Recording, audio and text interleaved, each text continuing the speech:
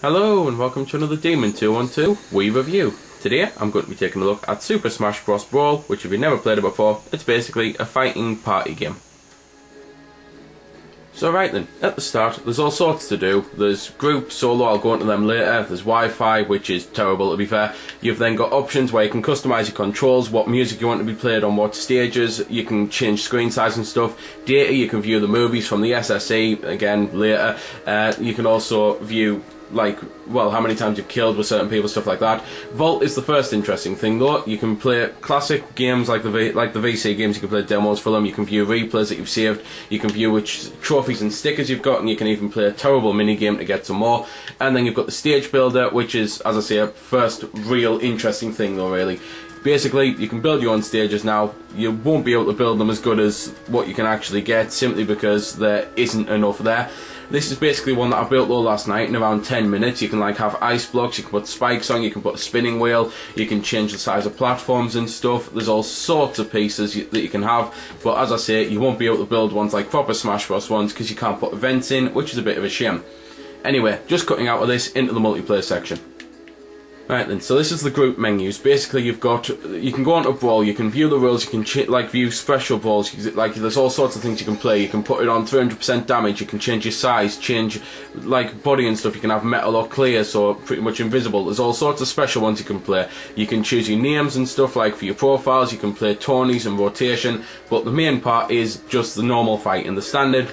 Well, one-on-one on one-on-one fighting. You can put computers on just like in the last game. You can also play with 4 people if you want to. The computers, you can put them on a difficulty, and unfortunately level 9, which is supposed to be the hardest, feels more like a level 6 would on Melee, which is a bit of a shame because it's just one of those things. I personally think level 9 Falco on Melee was the hardest character you could ever fight, and on this he's more like he's a level 6 that he is on Melee, so a bit of a shame. But anyway, as well as 35 characters to choose from, a wall of the special moves that you'd expect and some that you really wouldn't expect. I say again, Ganondorf. You've got all sorts of stages. They're completely zany, they're all new, these ones, but as well as those, you can play on some old ones from the last game.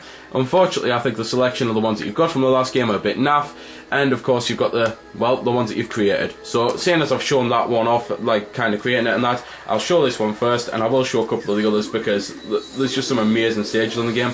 But this is just basically to show you the type of thing that you can build. You can build, as I say, proper stages and stuff. All the stuff moves around in the pieces the way you'd expect it to. The ice blocks that are put at the bottom, you can slide off them and stuff. The spikes damage you. And the whole point, in case you haven't played the game and wondering what's going on, you basically have to kick the crap out of each other until you get enough percentage on a person that you can do a power hit on them, and then they'll die. You can put lives on, you can put time on if you want it to just be how many kills you can get in a certain time limit. You can play coin battles as well, where the whole point is you kick the crap out of them and coins fall out of them, and it's whoever collects the most coins, etc, etc. The music on the game is fantastic. It's got one of the best soundtracks I've ever heard on a game because there's just so many tracks. And while I'm not doing it justice by only letting you listen to one, I'm just going to shut up and let you listen to this one.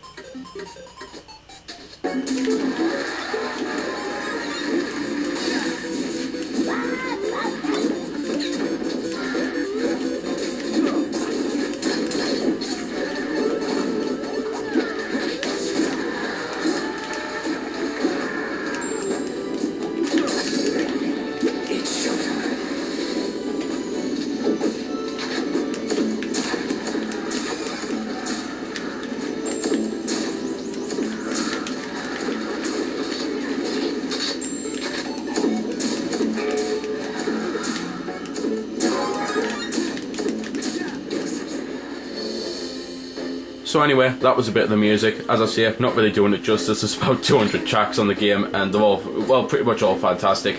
This is the Subspace Emissary though. This is the thing that I mentioned earlier on. It's basically a proper adventure mode. When you start it, you just go through it and you choose a difficulty. When you're beating it and all that, you can view all the stages and put it on any difficulty you want to. You can also then choose your characters, whereas when you go through it the first time, you actually get a specific set of characters at certain times. And that's pretty much the only downside to the game, really. So the SSE is a bit too long and a bit too boring, because after you've beat it once, it then sends you through all the locations that you've been before and you have to do it all again. It uses some characters a lot more than others, and it's characters that you really don't want being used. I mean, the one thing I think about Smash Bros is I don't think they've ever managed to get a roster of all brilliant characters. The first game, there were definitely some who were better than the others. The second one, even more so. This one, I think, is possibly the worst lineup around, because none of the melee characters feel anywhere near as good as their melee counterparts, with the exception of Kirby, who feels better. And then you've got a load of new characters who are just a bit naff. Like, for example, Meta Knight here, he's okay, but he's very weak, and he doesn't really have much going for him other than a good jump. There's just all sorts of flaws with the other characters as well that are just there, and the combat as a whole on the game, I think, is a bit of a joke on the series. The series has always been about fast-paced action, and it's just like always intense and in your face. Brawl, it's a lot slower than the other games, and it's more about slow defensive play than fast open attacking play. But anyway, the actual part of the adventure mode is basically going left to right, right to left, jumping up and down and stuff like that, fighting a load of enemies, and every now and then you'll actually get proper fights like what you just saw what is doing in the multiplayer mode. And it's just one of them things. It's okay for a little bit, but it does definitely go on for too long.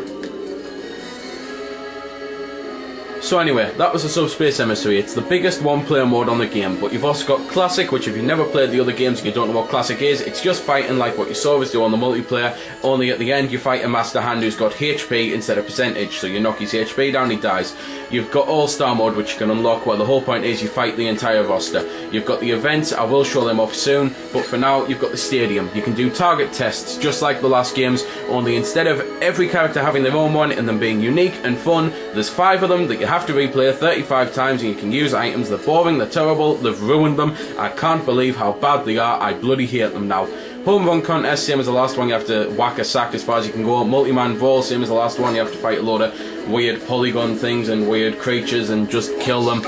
You've then got the boss battles though. Basically the bosses are things that you'll actually fight in the Subspace Emissary, and after you've beat it, and you've got to at least beat in Classic mode once as well, I've discovered last night, that you can then like replay all the bosses in a row. So that's pretty cool, and it's something I just want to quickly show off because the bosses are completely different. And what look is this? I actually get the Master Hand rather than getting one of the others. Basically though, the boss fights are done in pretty much the same way. They've got an energy bar and you've just got to beat the crap out of them. Simple as, really. Anyway, on to the events. So this is basically one of the events. The whole point is you just have to climb the stage, climb the waterfall. There's all sorts of events, 41 single player, 21 co-op, and they range from all sorts of things, being to killing people, killing them in a certain order, to protecting people, or doing this, climbing a stage, getting a load of coins without destroying a stage, stuff like that.